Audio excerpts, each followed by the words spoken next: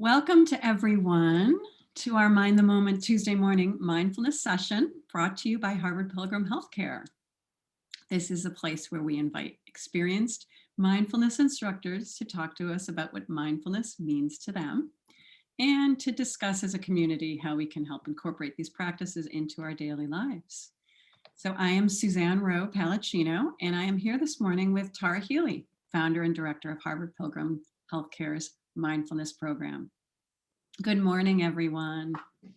Good morning, Tara. Good morning, Suzanne, and good morning, everyone. So I just want to kick it off with a quick question as a way to check in. When you woke up this morning, what is one word that would describe how you're feeling? And Suzanne, not to put you immediately on the spot, but while people are sort of gathering their thoughts about like when they woke up, how they felt, how was it for you? So when I first wake up, I always open the curtain and I looked outside and saw the blue sky, and I was like, I just thought spring. Yeah, nice. Tired, sore, tired, slow, you worried, it's so interesting because I woke up this morning feeling slightly off with low energy. I mean, I very consciously was like, wow, I feel just a little bit emotionally off, a little bit. Yeah, I think that's the best way to describe it. So there's a lot of tired, we got a hopeful, wishing pain would go, low energy. Yeah. Anticipation. Yeah. Grateful, sunshiny. Yeah. Felt very awake and well rested, ready to get stuff done and be productive. Nice. Just a mix. Yeah. It's a mix. Yeah. Achy. Yeah. I know. It's like sometimes you can go to bed, feel fine, and then you wake up with like a sore arm or a sore leg. It's like, how did that happen? Tuesday is better than Monday, that's for sure. Okay. So, all right. Yeah. Yeah, we all, every day is different, isn't it? Yes. Yeah. Yeah. There. And I always feel like there's some comfort in that. So, no matter how you're feeling, it's not permanent, and in this practice, we really start to learn that at deeper and deeper levels, like that no thought, emotion, or body sensation is permanent, is here to stay, that it has kind of its birth, its life, and then it moves. And it seems simple, and of course we all know things change, but it's actually a very profound and important understanding, because especially when we're on the not so good side of things, that we can actually allow for that rather than resist it. And releasing the resistance, or dropping the resistance to the best of your ability, then it doesn't have a double whammy where you've got sort of the achiness, the angst, the whatever, and then you have the resistance to it, which is then a double whammy. So that's why often in this practice, whether it's pleasant or unpleasant, that we are with all of it with that particular mindset of receptive and allowing. And so with that said, let's go ahead and I'm going to lead us in about 12 to 13 minutes of practice. And then at the end of that, that's going to give us a good amount of time to just converse with each other. Would love to hear from those of you who have joined, insights, questions, observations, thoughts. So I'm not going to do any kind of a teaching on a topic necessarily, but more just, an easy flow of Q&A. All right. So with that said, let's go ahead and assume a posture that feels like it'll serve us this morning. And that can be standing or sitting.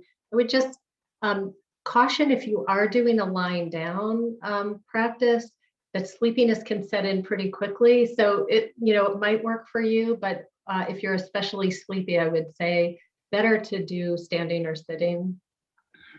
So whatever posture you're in, if it feels comfortable, you can allow the eyes to gently close, but it is also perfectly fine to keep the eyes open. just gaze downward slightly to help remove peripheral distractions. So open or closed. And on your own, everybody go ahead and take a couple of deep breaths in through your nose with a bit of a longer exhalation through the mouth, just as a way to settle any surface tension as we begin. And we all breathe at our own paces. So just do 2 on your own.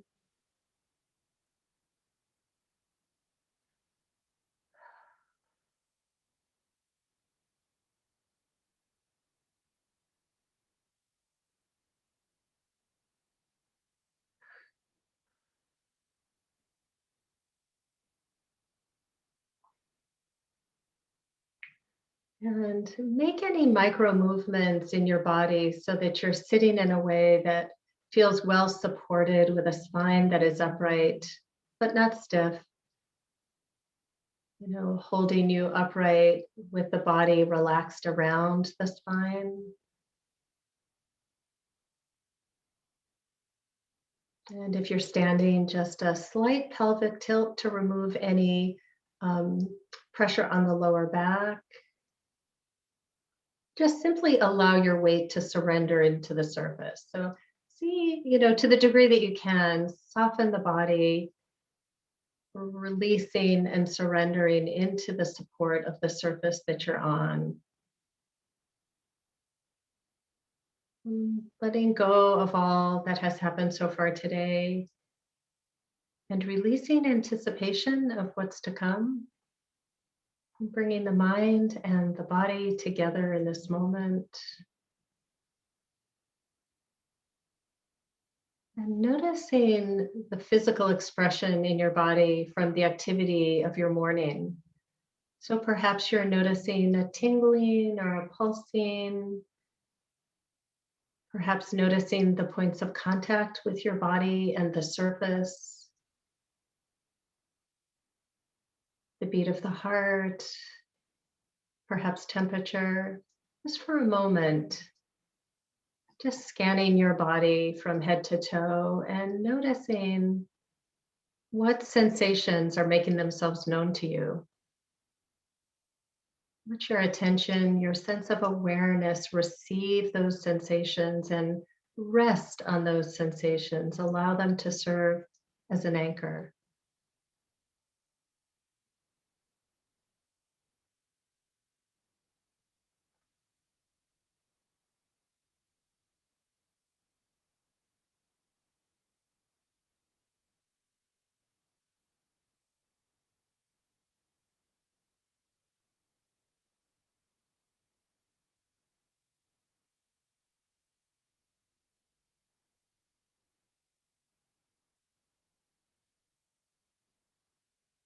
The mind will naturally wander. Not a problem. You're not doing it wrong. Just as soon as you notice, see if you can escort the attention back. And this time begin to notice the rhythm of your breath. So as you breathe in and breathe out, is there a place in your body where that breathing is most noticeable, where the breath is most noticeable? Sensations with the rise and fall of the abdomen, sensations with the rise and fall of the chest, or the air entering and leaving the nostrils, or something else.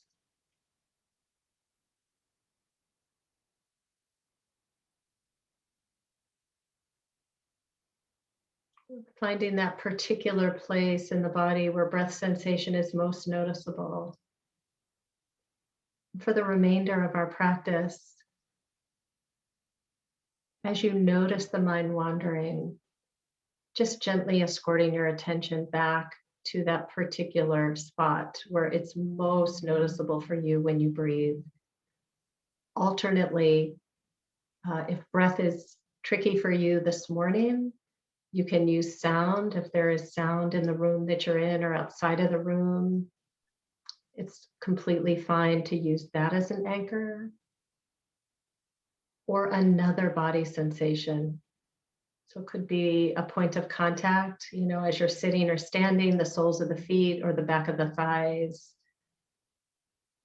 or touching the palms of your hands together. any of those are fine. So we're just looking for an anchor for the wandering mind. So the mind is going to wander. We're not trying to stop it. We're just simply seeing that when we're entertaining a story, a narrative, and we notice, we're gently releasing and gently escorting the attention back to our chosen anchor. So for the next several moments, I'll be completely quiet.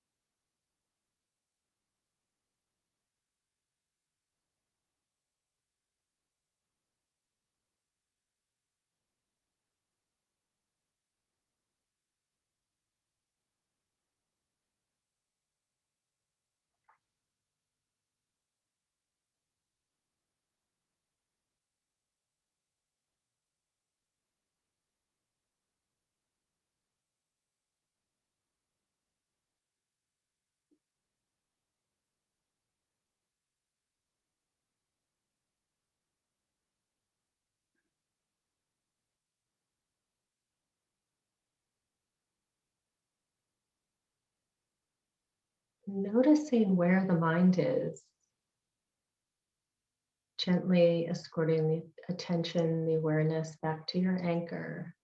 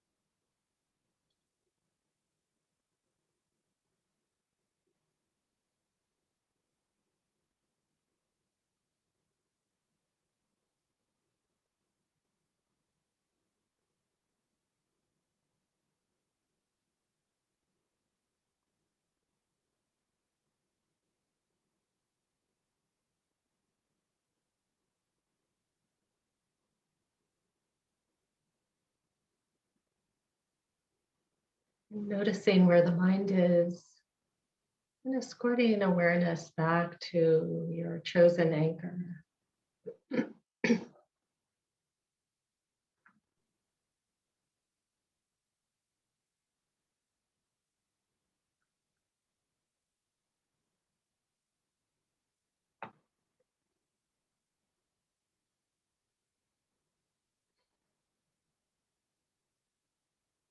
In just a moment, you'll hear the sound of a chime, and you can move awareness from body sensations to sound, tracking the sound all the way out until you can no longer hear it.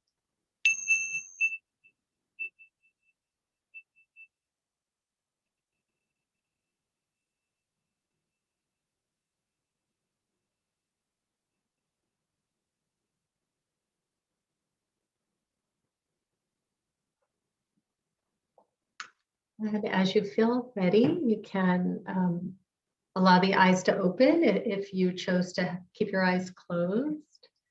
And just a couple quick things. So I just want to remind people that we're not trying to stop thought. You know, the mind goes off into thought. As soon as we notice, we bring it back, and think of it as mental fitness. You know, that we are just, each time we notice we're off and we bring the attention back, it's like kind of like weightlifting would be for building a bicep. This is, you're building concentration and focus, which is, you know, just, it is the platform where mindfulness works best. When there's steadiness of attention, mindfulness is able to do its job better. And so, you know, we're sort of cultivating concentration so we can employ that concentration in the service of our lives, you know, and helping mindfulness to do its job, to, you know, help us align with our deepest values for who we want to be on a day-to-day basis, you know, to help us see when we've been triggered. And the other thing is, every time your attention is pulled by a body sensation like an itch or a cramp or a sound, you always leave your primary object and go to that thing. You don't have to fight with it or argue with it. You know, if I hear an ambulance, I let go of the breath and track that sound. If I have a muscle cramp, I let go of the breath and bring my attention to the sensations of that cramp.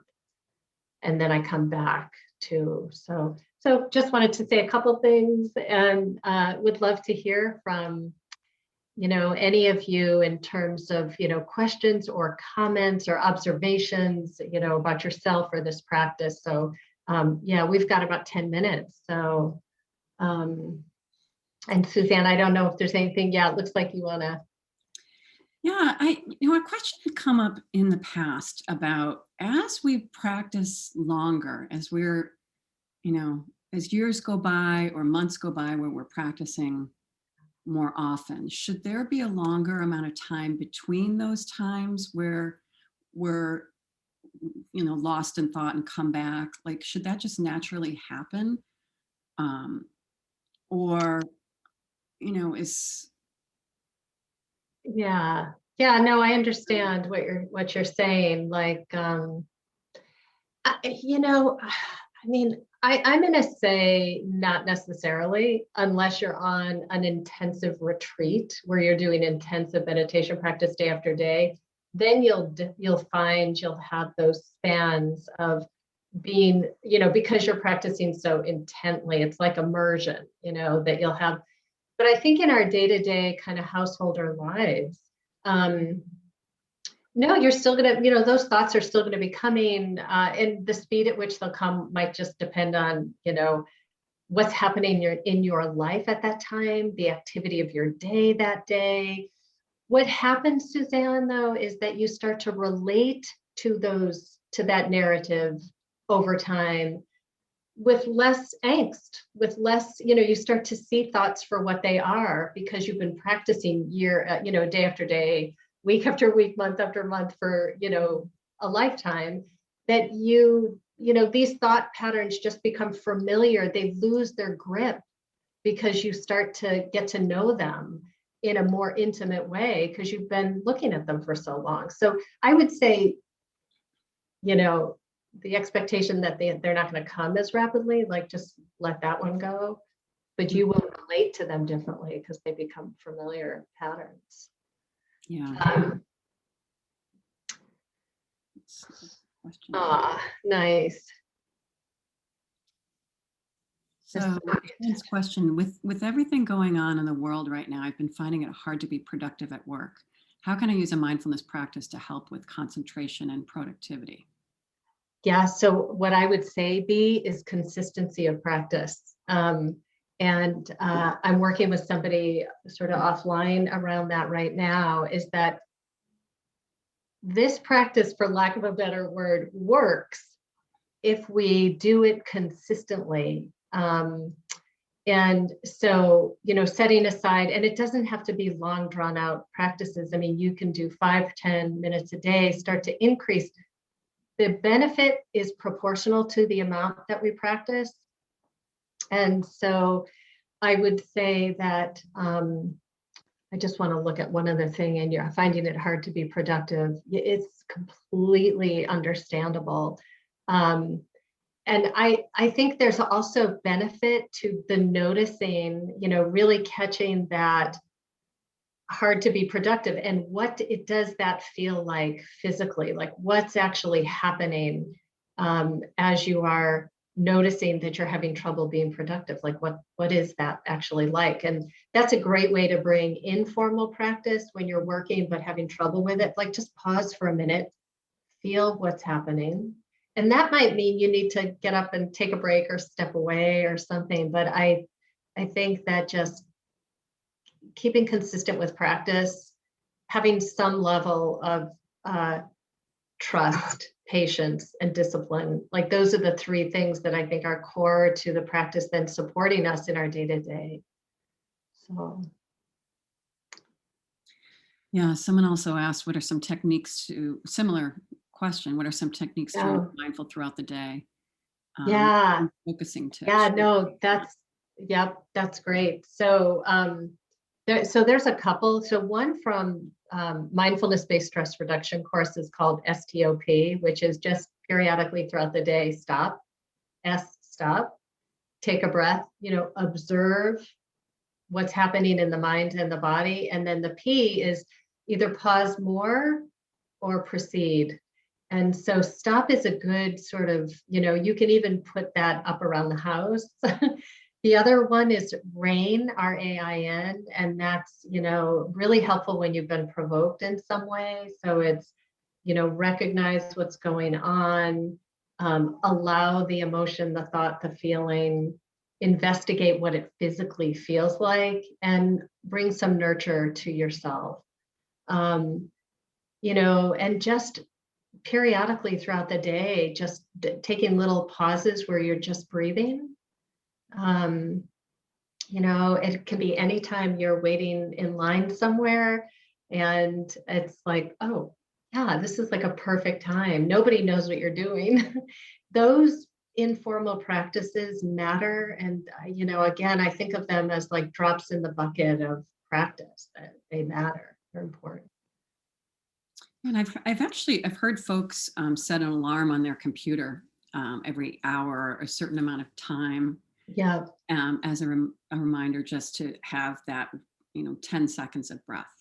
Yes. Yeah. Some of the apps have that built in too, where you can, there's a funny thing that can happen too with reminders, that is that we start to become immune to them. So it's like, I would just suggest change those reminders up from time to time so that we don't, but also, the more you have a daily regular practice, that helps with the informal practice. It kind of informs more of the informal techniques and practice. Yeah. So let's see, what do we have here? Somebody practices with Cambridge Insight. Yeah, great. Oh, the stop be written in the chat. Yeah. Yes. Yeah. So. Okay. Well, thank you everyone for your questions. And we're back on Thursday. Tara's back on Thursday. So if you have any other questions that come up as you practice throughout the week, let us know. And just as Tara's getting this information to you, I'll give you a couple reminders of how to keep in touch with us. And as you know, on our website, Whoops. you can find us on Tuesdays and Thursdays, of course. And then we have virtual fitness classes, yoga and Zumba, as well as wellness webinars. And mindful.org/pain.